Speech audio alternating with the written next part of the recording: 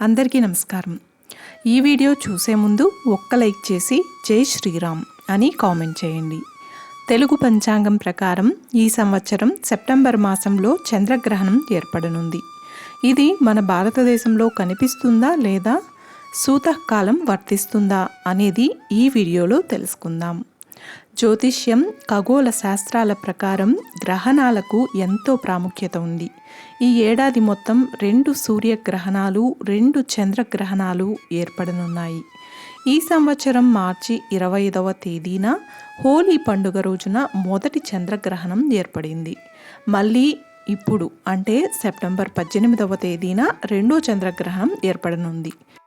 దీన్ని పాక్షిక చంద్రగ్రహణంగా పరిగణిస్తారు. దీని ప్రభావం ప్రపంచవ్యాప్తంగా ఉంటుంది. ఇదిలా ఉండగా జ్యోతిష్య శాస్త్రం ప్రకారం గ్రహణాలు అశుభంగా పరిగణించబడతాయి.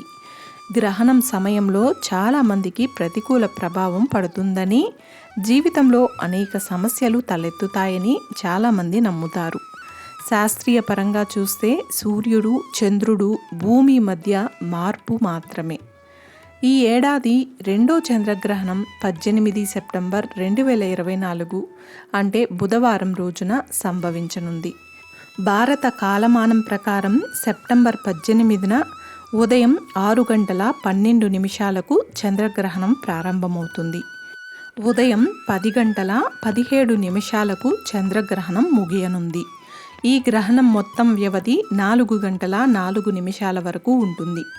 జ్యోతిష్య శాస్త్రం ప్రకారం గ్రహణానికి 9 గంటల ముందు సూతకాలం ప్రారంభమవుతుంది. కానీ ఈ చంద్రగ్రహణం భారతదేశంలో కనిపించదు, కాబట్టి మనకు సూతకాలం వర్తించదు. ఈ గ్రహణం యూరప్, ఆఫ్రికా, ఉత్తర, దక్షిణ అమెరికాల్లో కనిపిస్తుంది. హిందూ గ్రంథాల ప్రకారం చంద్రగ్రహణ సమయంలో కొన్ని నియమాలు పాటించాలి.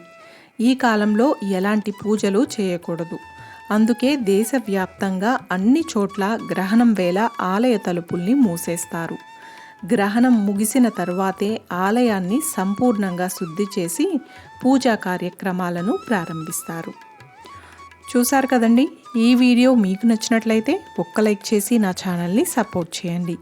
ఇంకా మరెన్నో ఇంట్రెస్టింగ్ వీడియోస్ కోసం నా ఛానల్ని సబ్స్క్రైబ్ చేయండి. Thanks for watching.